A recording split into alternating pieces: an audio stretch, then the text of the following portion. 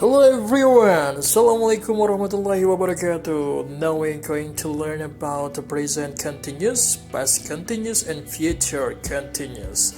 Nah, kalian tahu apa aja sih tentang present continuous itu, past continuous itu apa, dan future continuous apa? Yang pasti, arti dari continuous adalah berlangsung atau sedang terjadi, ya, continue, berlangsung, ya, berlanjut. Oke, gak usah lama-lama lagi.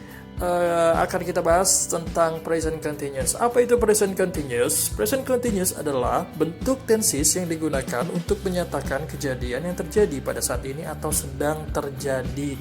Nah, kali ini kita akan bahas nih, biasanya menggunakan verb ing atau kata kerja bentuk ing, ya, karena sedang terjadi. Contohnya ada singing, reading, dancing, dan juga writing, swimming, ya, masih banyak lagi kata kerja lainnya tentang verb ing, yang pastinya itu adalah present continuous. Nah, sekarang kita akan bahas nih rumus menggunakan present continuous apa aja sih, dan biasanya kalau misalkan subject bertemu dengan to be itu harus seperti apa.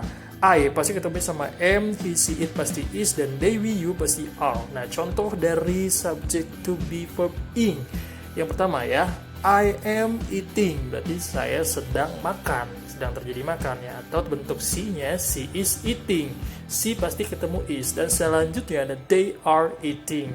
Nah, selanjutnya ini adalah rumus dari present continuous tense. Nah, apa aja sih? Ada plus, positif, negatif, dan interrogative. Kalau positifnya tahu, ya, bisa dibaca. Negatif ditambahkan not saja, dan interrogative to be-nya di depan. Nah, contoh pertama positif, she is sleeping right now, berarti dia sedang tidur sekarang. Kenapa? Right now itu adalah keterangan waktu sekarang, ya. Dan negatifnya berarti she is not sleeping right now, berarti dia tidak tidur sekarang. Seperti itu. Dan untuk interrogatifnya, to be-nya itu harus di depan, berarti is-nya itu harus di depan. Contohnya adalah is she sleeping right now?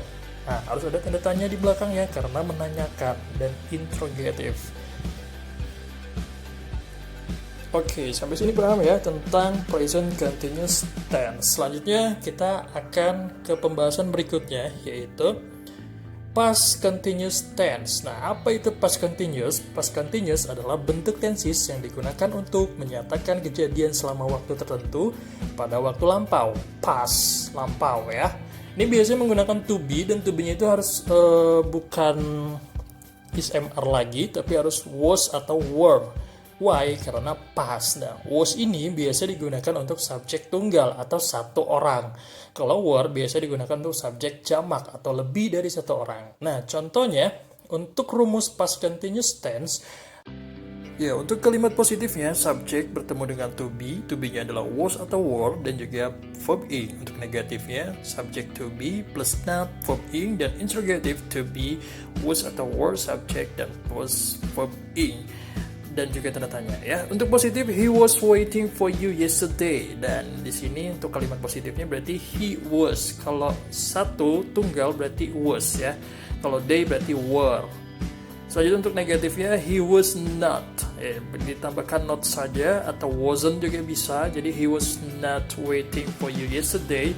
Dan kita langsung ke kalimat interrogatifnya, yaitu was-nya di depan karena to be-nya di depan untuk rumusnya. Berarti was he waiting for you yesterday.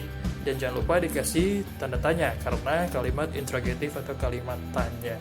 Ya, seperti itu. Kalau mau were juga nggak apa-apa, tapi depannya subjeknya harus they, we, atau you, ya. Selanjutnya kita ke future continuous, suatu bentuk tenses yang digunakan pada kejadian yang akan terjadi di masa depan. Nah, masa depan, future, ya. Future adalah masa depan, berarti yang akan terjadi, akan, will, ya, akan terjadi. Jika kita ngomong masa depan pasti akan, berarti will, akan, ya pasti rumusnya juga akan menggunakan will tentunya. Will, akan, ya. Oke, kita langsung saja ke rumusnya. Untuk kalimat positifnya, subject plus will plus be plus verb ing. Untuk negatifnya, tambahkan not saja, dan interrogatifnya will-nya di depan. For example, untuk positif, I will be staying with my mom for one night. Ya, berarti ini positifnya, I will be staying.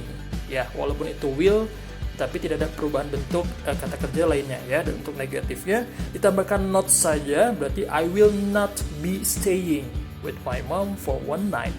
Nah, untuk interrogatifnya juga berarti will-nya kita pindahkan ke depan ya, karena kalimat tanya. Ganti will-nya ke depan ya, bukan to be tapi gantinya will. Untuk interrogative berarti will I be staying with my mom for one night. Nah, jangan lupa dikasih tanda tanyanya seperti itu. Nah, kalau misalkan untuk future continuous ini kalian tidak usah bingung kenapa kata kerja tidak berubah atau subjeknya tidak berubah, karena di sini ada catatan untuk future continuous tense, rumus tersebut tidak akan berubah walaupun kita menggunakan subjek tunggal ataupun jamak ya. Jadi jangan pernah salah nih. Oke, jangan lupa diulang lagi untuk belajarnya biar semakin bisa dan selalu belajar dan belajar ya. Terima kasih yang sudah menonton. Jangan lupa subscribe, share, komentar, dan juga tekan tombol lonceng. See you next time.